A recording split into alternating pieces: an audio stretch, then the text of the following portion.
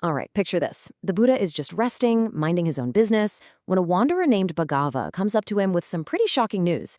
Turns out, one of the Buddha's own monks, a guy who's been walking the path right alongside him, has just publicly quit. And the reason he gives, well, it cuts right to the heart of everything the Buddha represents. And look, this isn't just a simple disagreement, you know? This is a full-on renunciation.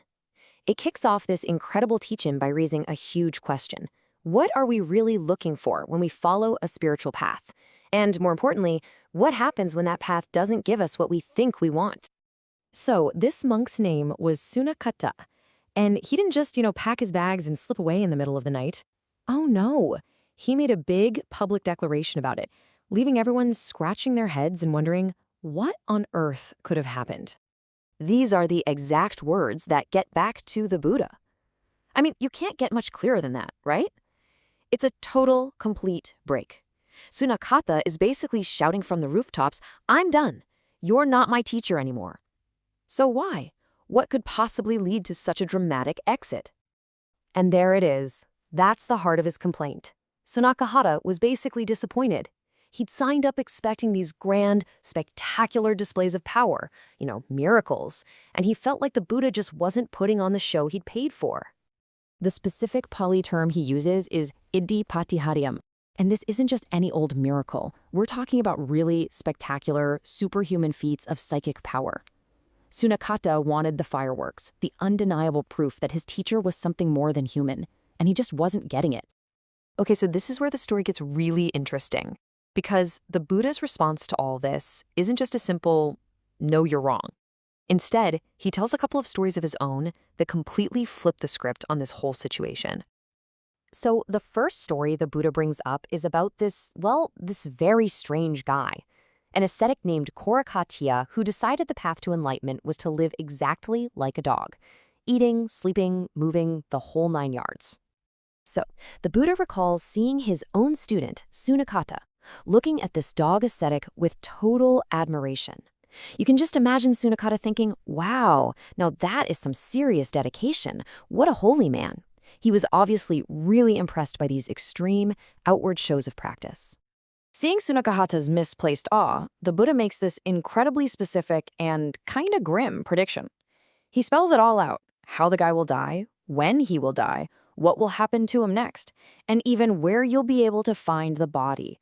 I mean, if you're looking for a display of superhuman knowledge, this is it. And yep, you guessed it. Everything happened exactly as the Buddha said it would. Sunakata, being skeptical, actually went to the charnel ground himself. He found the body, struck it, and demanded to know its fate.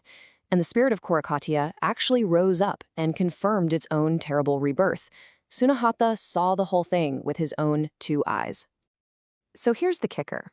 After seeing this undeniable proof, this miracle of foresight, you'd think Sunakata's faith would be rock solid, right? Wrong. He stuck around for a little while longer, but he still ended up leaving, complaining about the same thing, a lack of miracles. So what is really going on here? The Buddha's not done yet. He then tells a second story. This one's about another ascetic, a naked ascetic named Pāthikasutta, who got it in his head to publicly challenge the Buddha to you guessed it, a miracle contest. And this wasn't some friendly competition. This was pure arrogance. Pāthikasutta stood up in a big assembly and basically tried to make a name for himself by taking on the famous teacher Gautama. I mean, just look at the difference between the boast and the reality here. Pāthikasutta is talking a big game, right? Promising this insane exponential display of power. But when the time actually comes, when the Buddha just casually shows up, the guy is literally paralyzed with fear, can't even get out of his seat. His own followers were trying to get him up, saying, come on, get up, he's here, the crowd is waiting. But nothing. He just sat there frozen. The text says he was like a jackal trying to roar like a lion, just a total miserable failure.